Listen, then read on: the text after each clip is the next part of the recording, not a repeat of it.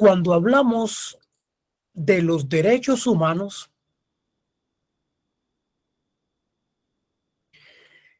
nos estamos refiriendo a los aspectos eminentemente fundamentales de la persona humana. Estos derechos fundamentales radican fundamentalmente en proteger la vida, en proteger la salud, en proteger la educación, en la cultura, etcétera. Es decir, pues son esos derechos categóricamente inherentes del género humano. Así son los derechos humanos. Pongan atención. Cuando hablamos, pero les voy a dar una definición para que ustedes se formen una idea muy más generalizada cuando entremos a ver cada una de esta conceptualización que tenemos ahí en la pantalla. Vean, esos derechos humanos son las facultades e instituciones que en cada momento histórico concretan las exigencias de la dignidad, la libertad y la igualdad humana. Aquí hay tres aspectos fundamentales: dignidad, libertad y la igualdad humana. Elementos fundamentales, los cuales están inmersos en los derechos humanos, los cuales deben de ser reconocidos positivamente por los ordenamientos jurídicos internos, así como por el ordenamiento jurídico internacional. Cuando hablamos de ese ordenamiento jurídico interno, jóvenes, ustedes ya ganaron este curso, ustedes ya saben todo esto. Solo me gustaría darle una media pasadita porque ustedes ya este curso ya lo ganaron bien, y era requisito para recibir el que están recibir el de pueblos indígenas. Entonces, todo esto está preceptuado en el capítulo 2 de la Constitución Política de la República de Guatemala, que se refiere específicamente a los derechos humanos. Entonces, ya con ese preámbulo, ustedes además categóricamente ya están formados, están preparados en virtud que este curso ya lo aprobaron.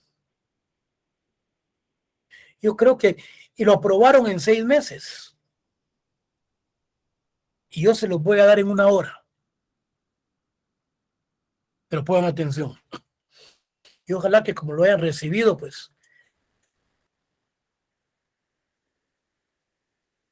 sea parecido o lo hayan recibido mejor que el que vamos a ver el día de hoy. Conclusión: que los derechos humanos son los mismos, los inherentes de una persona humana. Ahí no hay pierde. Pero hay algo muy importante que a través de la historia se presentan en 3 puntos de vista: religioso, el jus naturalista y el positivista. Cualquiera de ustedes me dice, bueno, yo de acuerdo a la experiencia que tengo y como ya recibí el curso, pues yo creo que es el punto de vista religioso el donde tiene su fundamento. Otro joven puede decir, bueno, yo el naturalista porque puede ser la naturaleza, etcétera. Bueno, yo pues tengo mi propia concepción y soy objetivo y soy más positivista. Bueno, cuando hablamos desde el punto religioso, Nos dice la historia que los derechos humanos nacen, crecen, porque estos provienen de una divinidad. Es decir, que provienen de un poder superior. Estos aspectos, a través de la historia, principalmente religioso, dice que estos son creados por Dios. Y por eso se consideran que estos derechos, a través de la historia, son de carácter eminentemente religioso. Yo sé que hay varios que tienen varias teorías, son evangélicos, son católicos, son apostólicos romanos, son, bueno, y creen, tienen sus propias concepciones ideológicas. Cuando hablamos, pero como esto viene a través de la historia, cuando hablamos del jus naturalismo, el jus naturalista, de ese punto de vista naturalista, nos dice que es la misma naturaleza, ¿sí?, que nos da esa concepción como personas humanas, como género humano. Somos inherentes a ese derecho humano. Y cuando nos referimos a esta concepción positivista, atención, nos dice que es el Estado el creador del ordenamiento jurídico plenamente establecido a través de su órgano legislativo, que es el encargado de la creación de la ley. Como consecuencia, jóvenes, esta corriente positivista es la que nos explica que los derechos humanos son derechos inherentes a la persona humana, pero tienen que estar regulados a nivel nacional e internacionalmente por un ordenamiento jurídico plenamente establecido. Y tiene que ser creado por el Estado a través del órgano legislativo, Congreso de la República. Bueno, atención. Los derechos humanos también se les ha reconocido como derechos de primera generación. ¿Por qué son llamados derechos civiles y políticos, jóvenes? Porque dentro de estos derechos civiles y políticos enmarcados en la Constitución Política de la República de Guatemala, regulados del artículo, creo que es del 3 al 46, vamos a ver. Sí, estos derechos civiles y políticos están plasmados, están preceptúan estos artículos del 3 al 46, los llamados derechos civiles y políticos, en donde todo ciudadano tiene los derechos que tienen las demás personas. El derecho a participar, ese derecho de poder tener opción a la libre emisión del pensamiento, ese derecho de poder participar democráticamente en política. Esos derechos de primera generación, esos derechos llamados derechos civiles y políticos jóvenes son aquellos derechos, decía, regulados en el artículo 3 al 46 de la Constitución y que en cierto sentido representa una actitud negativa hacia el Estado. Me explico. Porque le manda a abstenerse de intervenir, a respetar ciertas esferas de pretensión al individuo, como la vida, la libertad, la seguridad, la integridad física, la libertad de la expresión de pensamiento, religión, etc. Estos derechos de primera generación jóvenes son los llamados derechos civiles y políticos. Y estos derechos regulados, les repito, en el artículo 3 al 46 constitucional, son los derechos que le impiden la participación del Estado a violar los aspectos de carácter humano a los ciudadanos. En otras palabras, es esa normativa que regula la protección de los derechos hacia nosotros y que le impide categóricamente la participación del Estado en que no se nos perjudique con respecto a los derechos humanos. Cuando hablamos de los derechos de la segunda generación, llamados derechos económicos, sociales y culturales, aquí hacemos referencia específicamente a todos los aspectos de carácter social.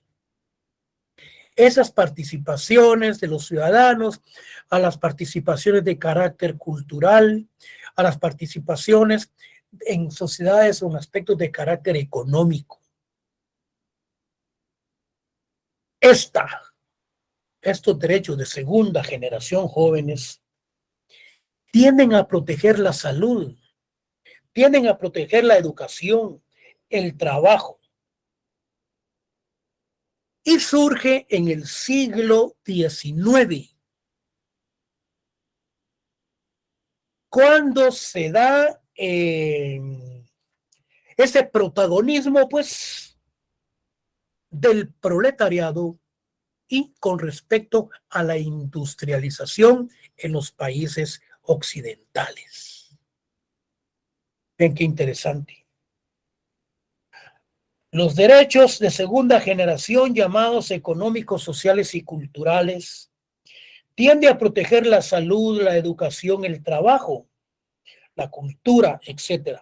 Surge en el siglo XVI como consecuencia del protagonismo del proletariado a razón de la industrialización creciente de las sociedades occidentales. Vamos bien. ¿Y por qué se le llama entonces a los derechos humanos derechos de tercera generación? ¿Por qué se le llama? Se le llama también derechos de solidaridad. Pero ¿por qué se le llama de solidaridad a eso de tercera generación? Porque debe de existir consenso en la sociedad con respecto a la protección de esos derechos. Protección a que se cumplan. Que no exista guerras.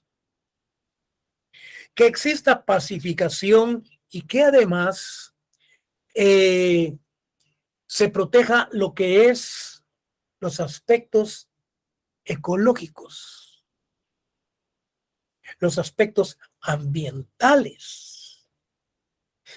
¿Qué nos dice entonces de tercera generación? Surge como consecuencia para la protección, lo que les mencionaba, el medio ambiente, la ecología, suspensión de las guerras, que afectan la paz sobre la determinación de los pueblos. Se requiere el esfuerzo entonces conjunto de todos los individuos, instituciones públicas, privadas, los estados internos, así también como las organizaciones internacionales. Eso que les acabo de explicar es lo que vamos a ver el día de hoy. Eso es la materia de hoy. Bueno,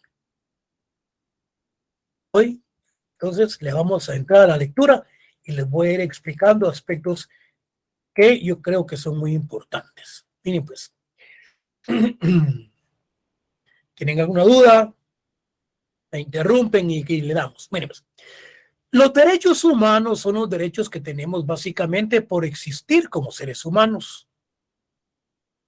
Están garantizados. Están garantizados por el Estado.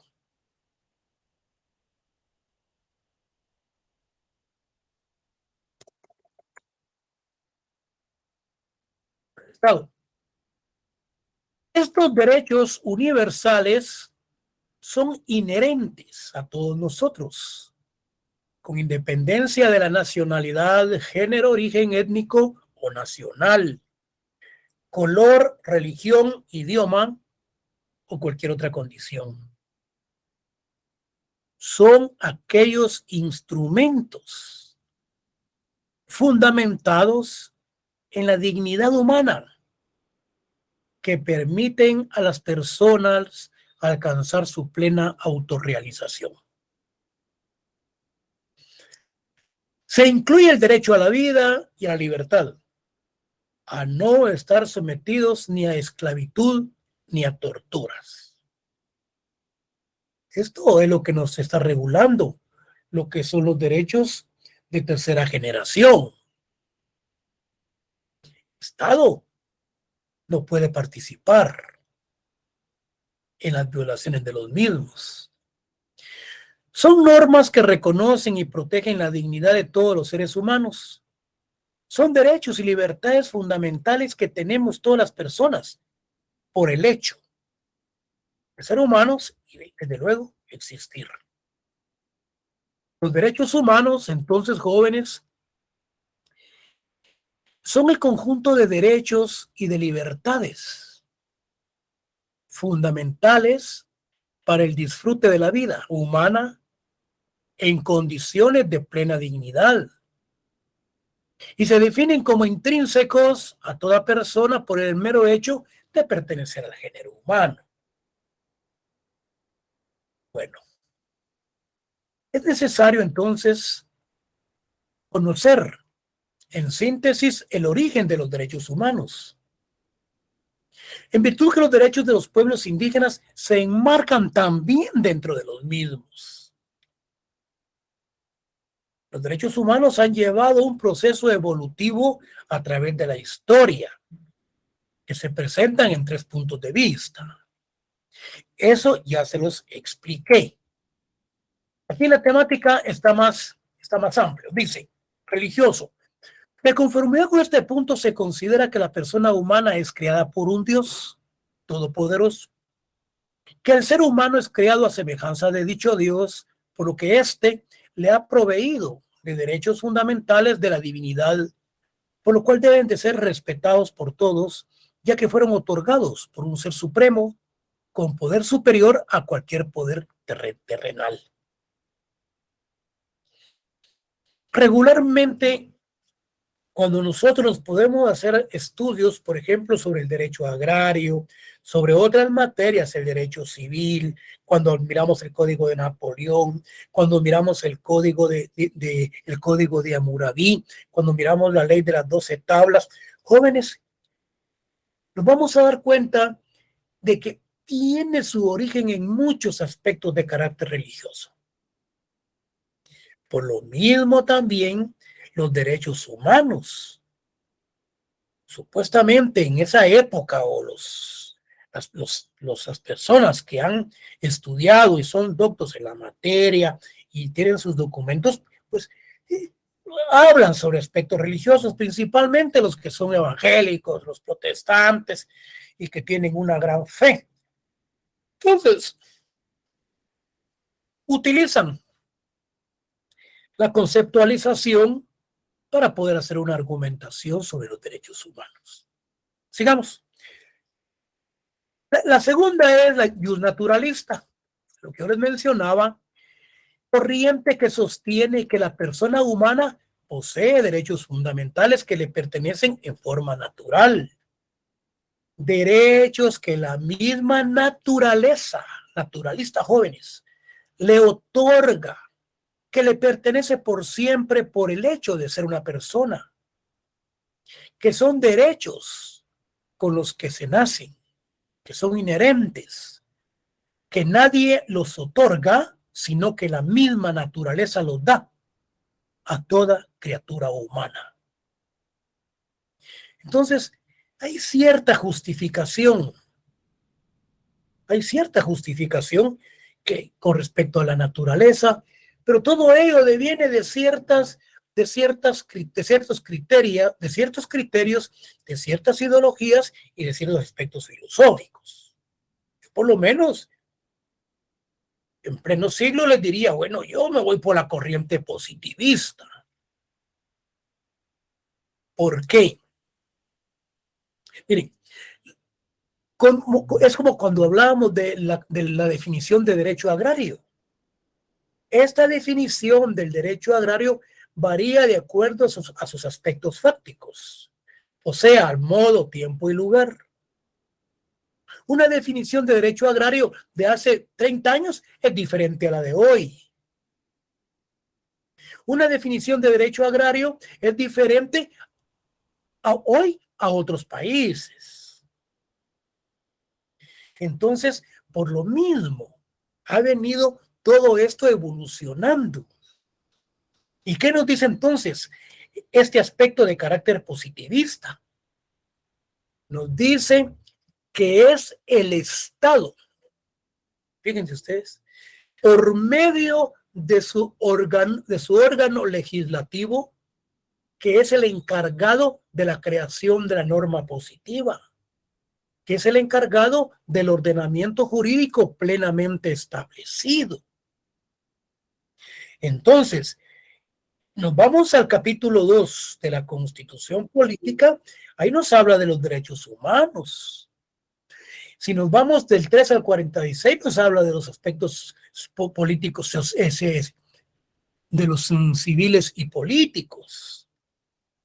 Entonces, esta corriente positiva es el Estado por medio de su órgano, por medio de su aparato legislativo, que crea el ordenamiento jurídico positivista relacionado con los derechos humanos. ¿Qué dice entonces? Que es una corriente que considera que estos derechos son aquellos que se obtienen a través del procedimiento de creación de la ley. ¿Y quién crea la ley? Lo que significa que únicamente se consideran como derechos fundamentales creados, promulgados y sancionados por el Estado a través de un proceso legislativo. Miren qué interesante. El día 1 de marzo, el día del examen, yo les pregunto, es una corriente sobre los derechos humanos que definitivamente es creada por el Estado a través de sus órganos legislativos. ¿A qué derechos humanos nos estamos refiriendo? ¿A qué aspecto? Más que todo, hablamos de esos derechos. Entonces nos estamos refiriendo a esa corriente eminentemente positivista. Pero les puedo preguntar, corriente que es creada por la divinidad o por entonces es la religiosa. No tenés jóvenes, solo es cuestión de que escuchen la cátedra. Y que se recuerden el día del examen, el 1 de marzo, que es día miércoles. cual vamos a sustentar el examen. El examen no es algo represivo ni viene con sesgo, jóvenes. Como les he mencionado, solo es para ver hasta dónde ha llegado esa enseñanza-aprendizaje, para ver cómo han entendido los estudiantes. Bueno, miren pues, con atención. No me río, jóvenes, porque les estoy dando el examen. Solamente aquel que no recibió la cátedra es el que no va a poder contestar. Miren pues, en su desarrollo evolutivo de los derechos humanos, estos derechos son escritos, principalmente son reconocidos en Inglaterra en el documento denominado Bill of Rights. Fíjense pues. Después de grandes movimientos sociales en el año de 1989 en Inglaterra, entonces el rey Juan Sin Tierra, por medio de este instrumento de Bill of Rights, a través de este instrumento, él reconoció los derechos fundamentales de sus súbditos y se comprometió a respetarlos. Quiere decir de que desde Occidente todo eso ya viene respetándose y viene evolucionando. ¿Por qué menciono lo que es la evolución de los derechos humanos, jóvenes? Vamos, se nos da tiempo. Ahí tengo unas sentencias de la Corte de Constitucionalidad en donde resuelve con respecto al artículo 46 de la Constitución que el derecho internacional prevalece sobre el interno, y el 44, el 244 nos dice de que es el derecho interno el que debe de prevalecer. Miren, es un juego de palabras, un gallo gallina de la Corte de Constitucionalidad, porque todas las resoluciones de la Corte son políticas. Y dicen que no debe de haber enfrentamiento entre el derecho interno y el internacional, sino que no debe de haber confrontaciones, sino que lo que debe de haber es armonía, armonizar e interpretar la ley de conformidad con los derechos humanos. Yo no recuerdo si fue con ustedes cuando yo mencionaba que cuando se hablaba de un movimiento revolucionario en Guatemala, señores, el CACIF se le paraba el pelo. Considerado de un movimiento revolucionario de carácter agrario, pero los campesinos agarraban sus palos, sus troncos, sus piochas y se ponían ya a marcar sus tierras. Pero hoy no. Hoy, en pleno siglo, es a través del diálogo y la ley y de la conversación del sector social, civil y de los grupos afectados quienes deben de participar en la resolución de los conflictos. El por qué el Tribunal Supremo Electoral está inscribiendo, si no estoy mal, a un candidato de Santa Rosa, el cual no tiene dignidad, es respetuoso, tiene demandas en Estados Unidos, etcétera, etcétera. ¿Y por qué lo inscribieron? Si constitucionalmente él no puede participar. ¿Qué dice el Tribunal Supremo? Que ha pasado cierto lapso y como consecuencia él ha recuperado, como otros, sus derechos civiles y políticos y puede participar en política. ¿Por qué? Porque dice que los mismos derechos humanos lo protegen, porque eso ya feneció y ya pasó a formar parte de. Señores, el año pasado salió en los medios de comunicación en unos documentos de carácter internacional en donde dice que los derechos humanos protegen a la señora Ríos, hija de Ríos Montt, etcétera, etcétera, y que los derechos humanos la protegen a ella por ser una inherente a los mismos, etcétera, etcétera. Señores, pero la Constitución Política de la República dice que la hija de un golpista no puede ser candidata a presidente. Y no la han inscrito ya por 2 veces, no sabemos ahora qué va a suceder, si van a utilizar esa resolución con respecto a los derechos humanos, porque los derechos humanos protegen realmente al delincuente. Aquí a la persona honrada, olvídense. Mejor lo estafan y lo explotan los policías y todos los de Metra y toda esa raza de corruptos. Entonces, Juan Sin Tierra los respetó en Inglaterra de conformidad con ese documento. Ahora bien, ¿qué dice Thomas?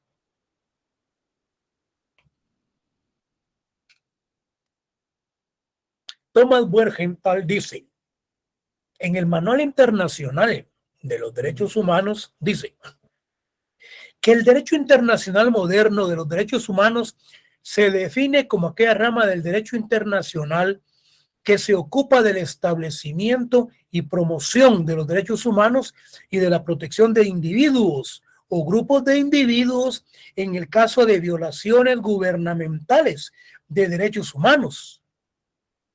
Señores, aquí tenemos la respuesta.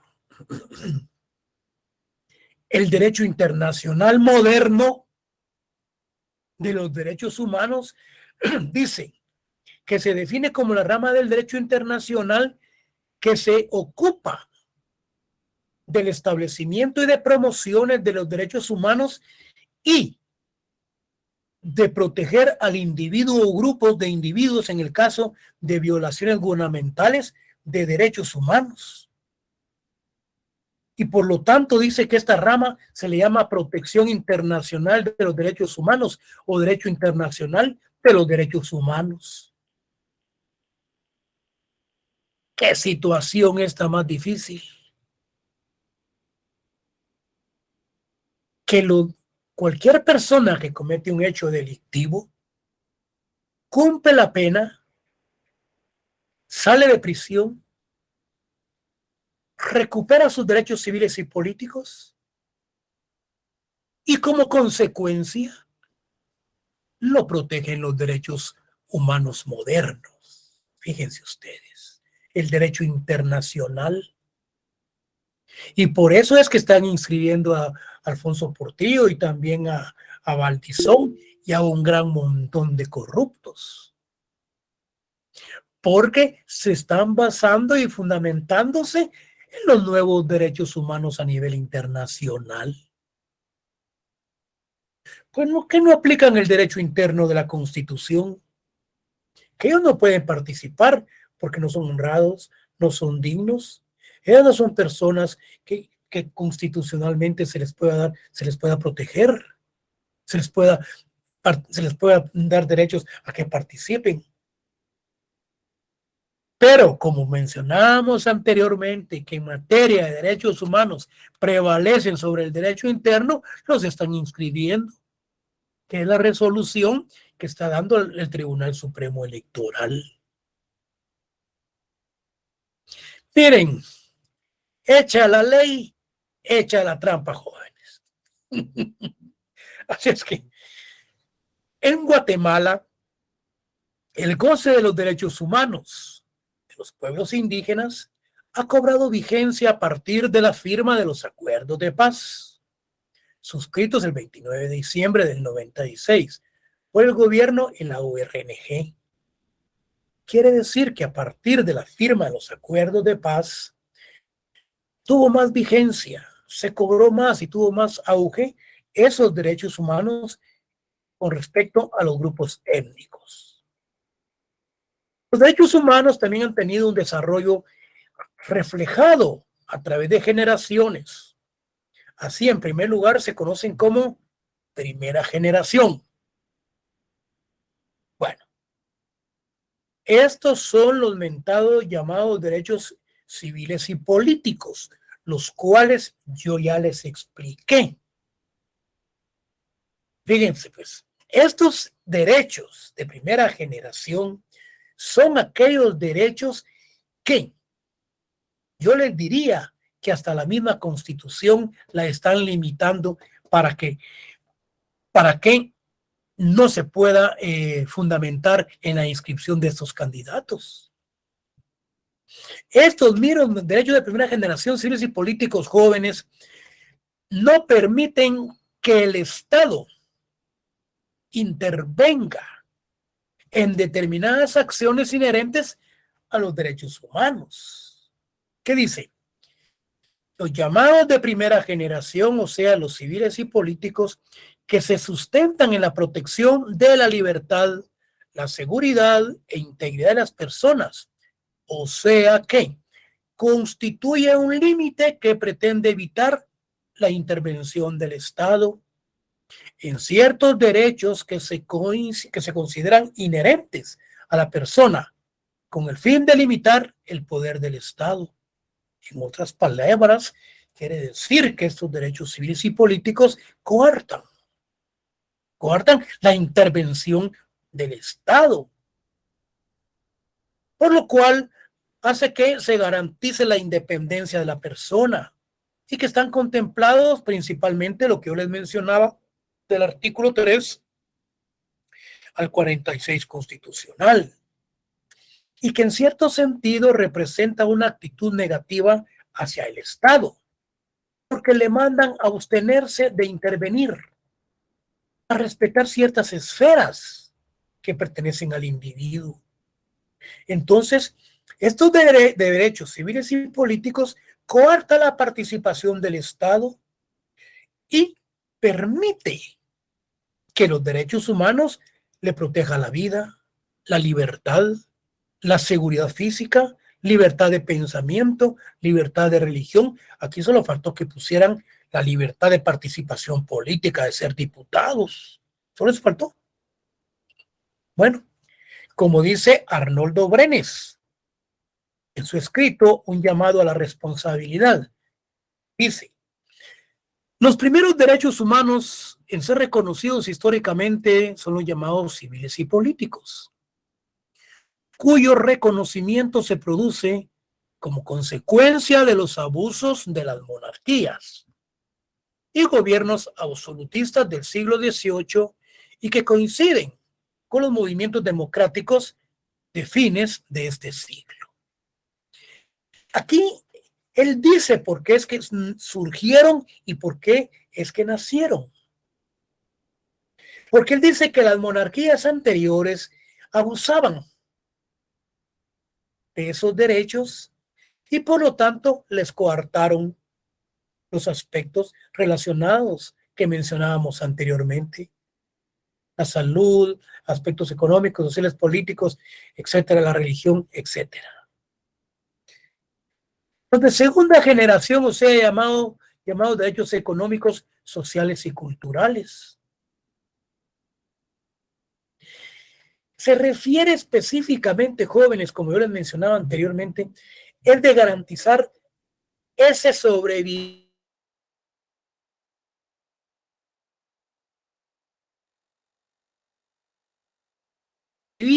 es de garantizar la libertad individual, proteger estos derechos socioeconómicos, sociales y culturales, es de disfrutar y la satisfacción, por ejemplo, la salud, la educación, trabajo, la cultura, lo que yo les mencionaba cuando les explicaba. ¿Qué dice Arnoldo Brenes Castro? Dice, con estos derechos económicos y sociales, culturales, dice, estos derechos se llaman de segunda generación porque aparecieron en la esfera internacional después, desde luego, de los derechos civiles y políticos. Históricamente se considera que surgen en el siglo XIX como consecuencia, dice, del protagonismo del proletariado a raíz de la industrialización creciente de las sociedades occidentales.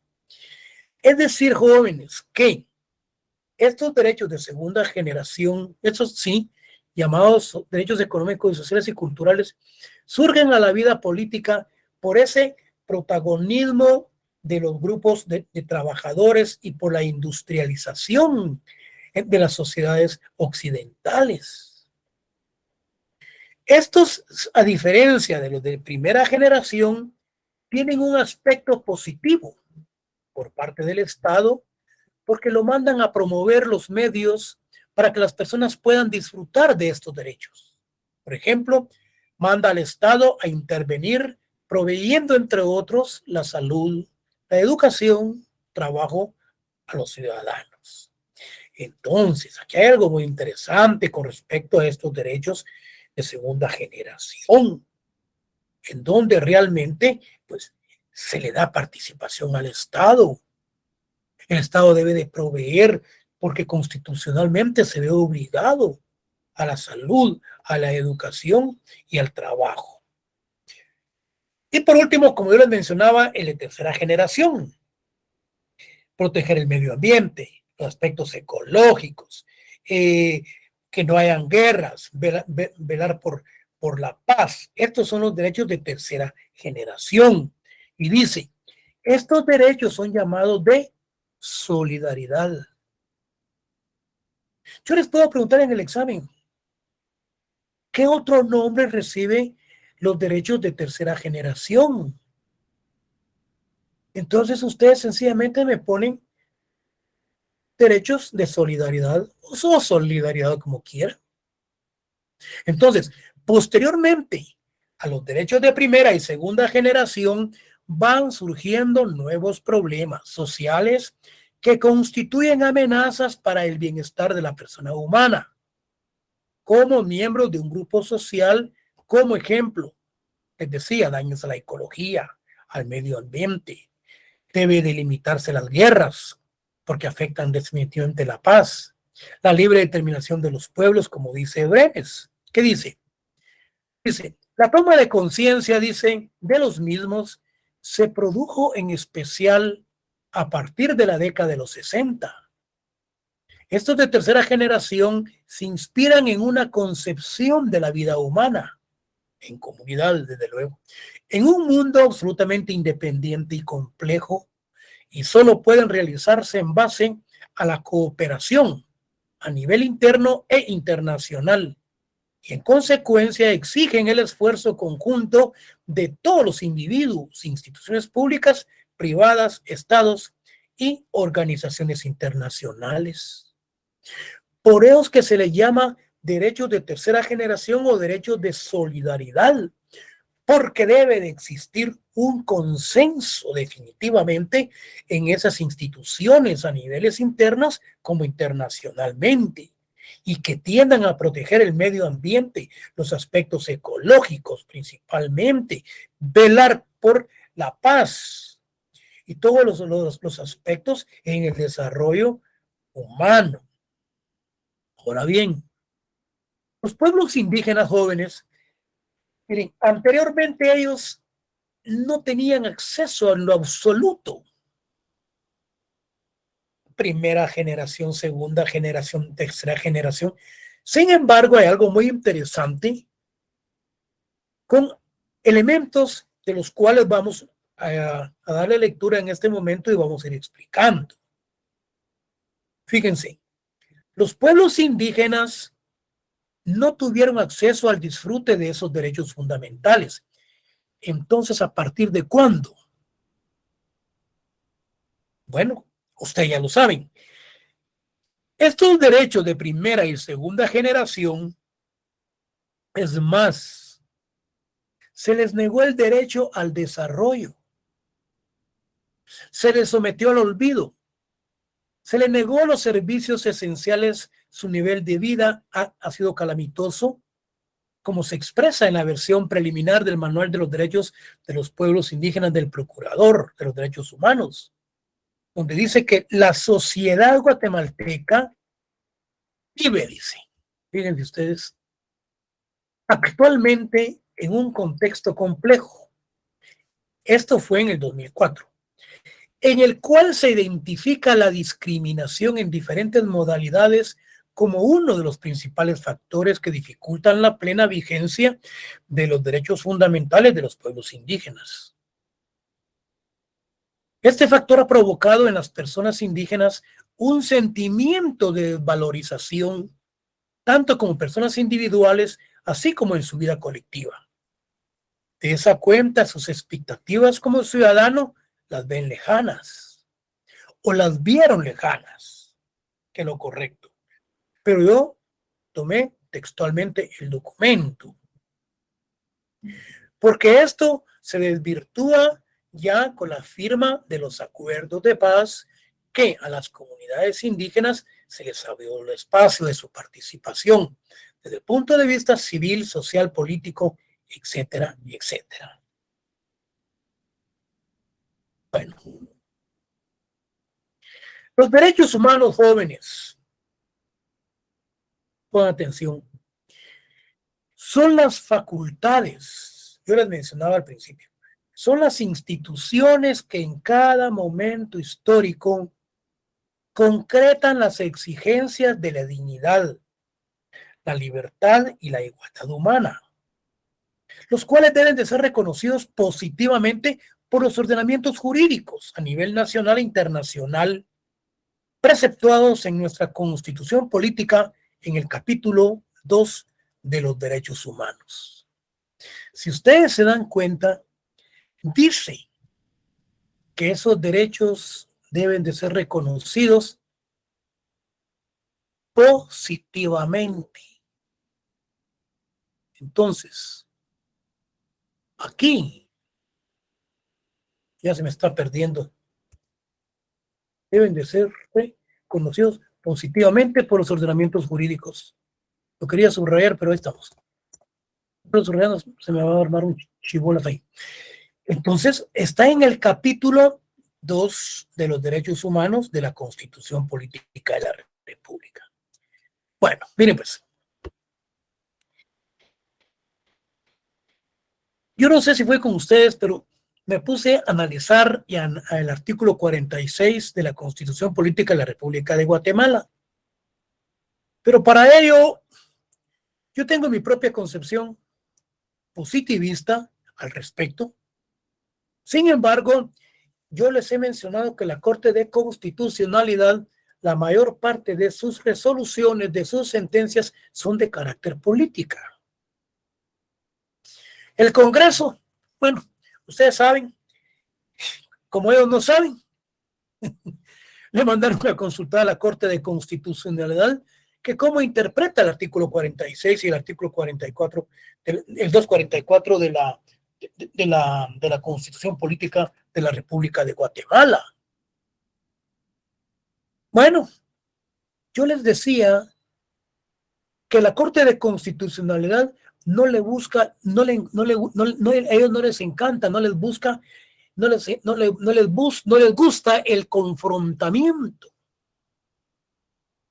en lo absoluto. Por lo tanto, ellos siempre tienden a darle salidas políticas o salidas salomónicas a todas sus consultas.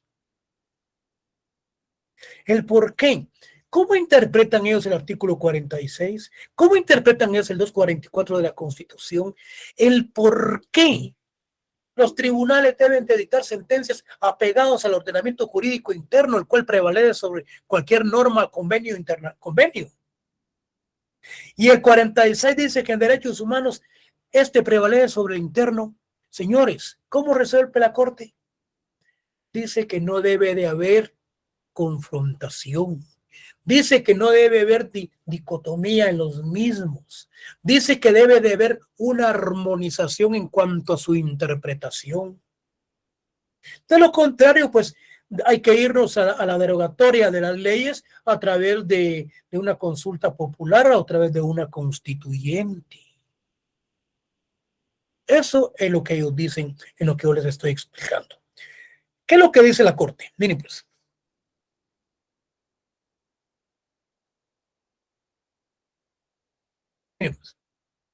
El artículo 46 constitucional dice: preeminencia del derecho internacional.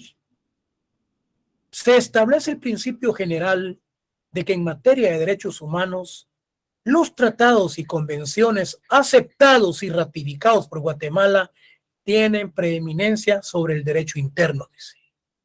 En materia de derechos humanos, estos derechos tienen preeminencia sobre el derecho interno, sobre el derecho ordinario, el derecho constitucional también.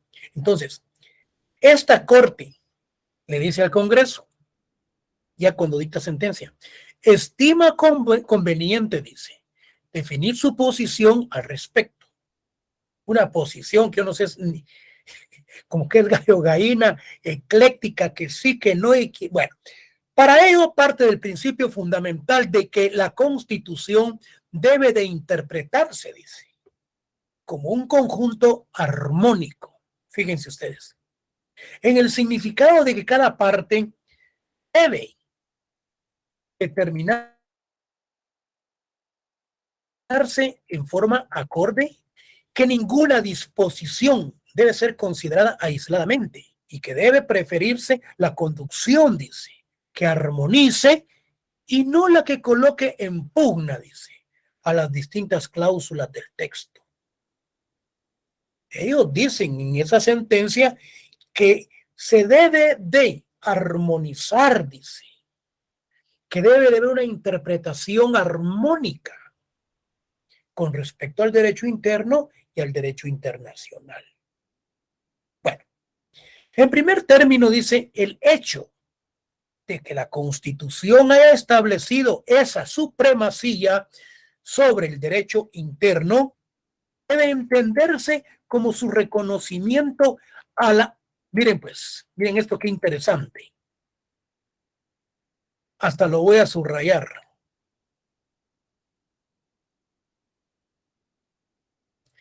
Fíjense pues, miren qué interesante esto, lo que dice.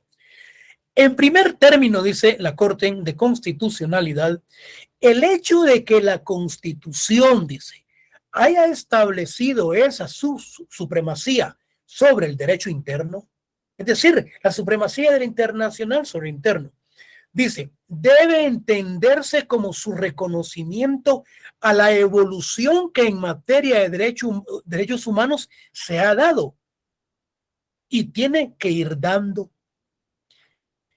¿Qué significa esto? Significa que a través de la evolución que trae en materia de derechos humanos, entonces se le está dando entonces el gran privilegio a los delincuentes, a los extorsionistas, a los que han purgado penas en Estados Unidos, a los narcotraficantes, a los que lavan dinero.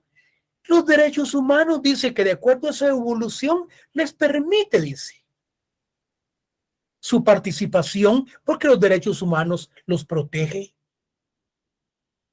Eso es lo que nos están diciendo acá.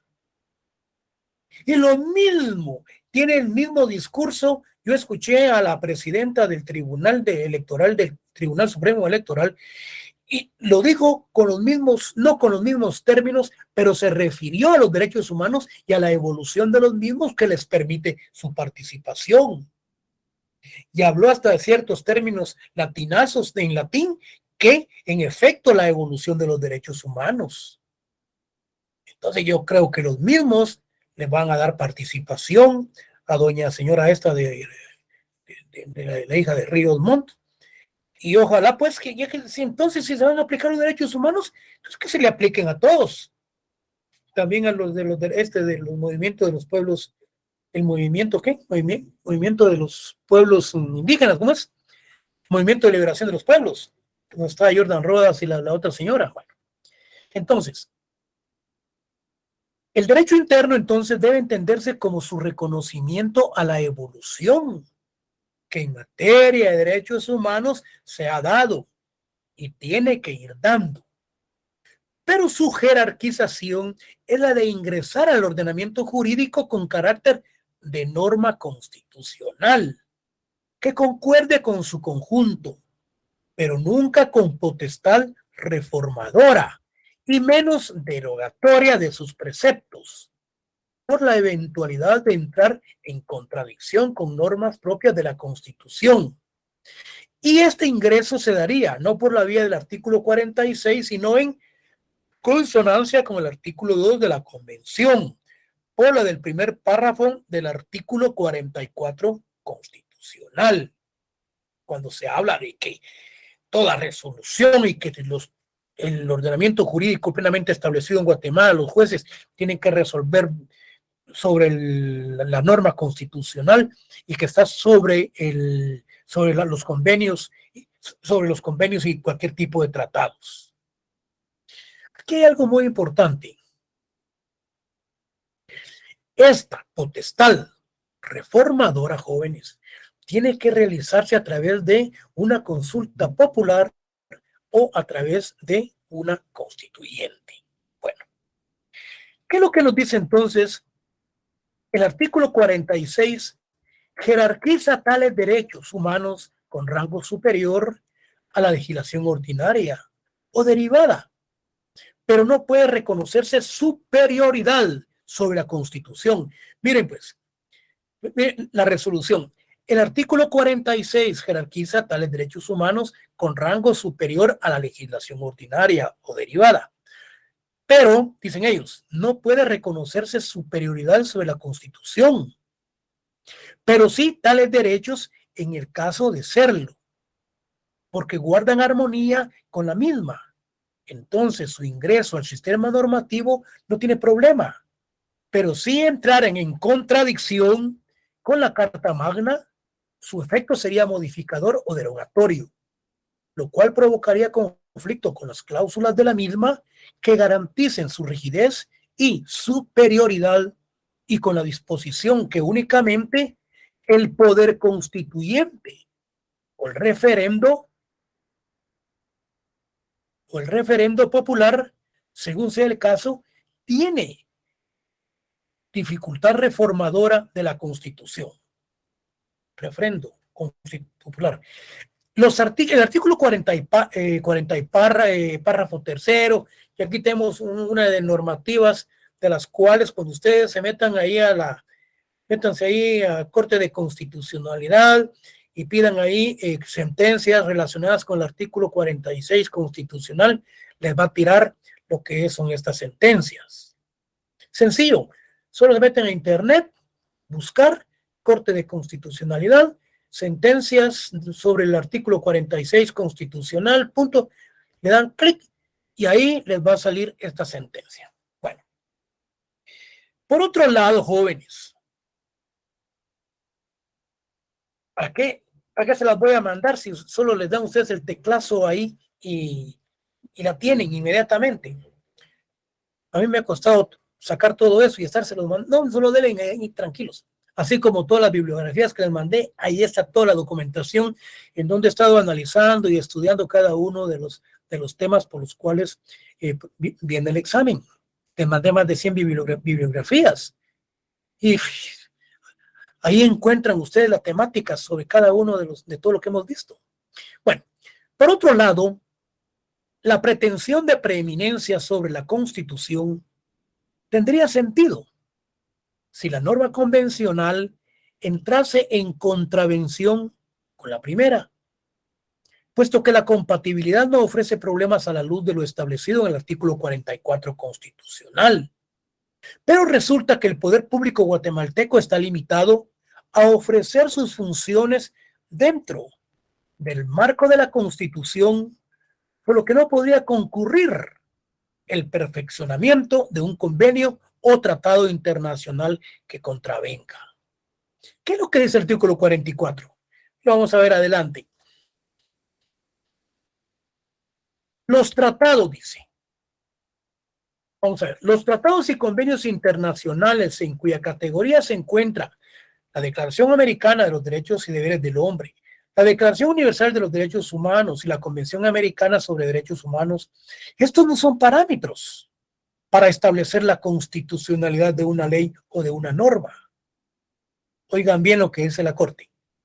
Pues si bien es cierto que el artículo 46 de la Constitución le otorga preeminencia a esos cuerpos normativos sobre el derecho interno, lo único que hace es establecer que en la eventualidad de que una norma ordinaria de ese orden entre en conflicto con una o varias normas contenidas en un tratado o convención internacional, prevalecerán estas últimas.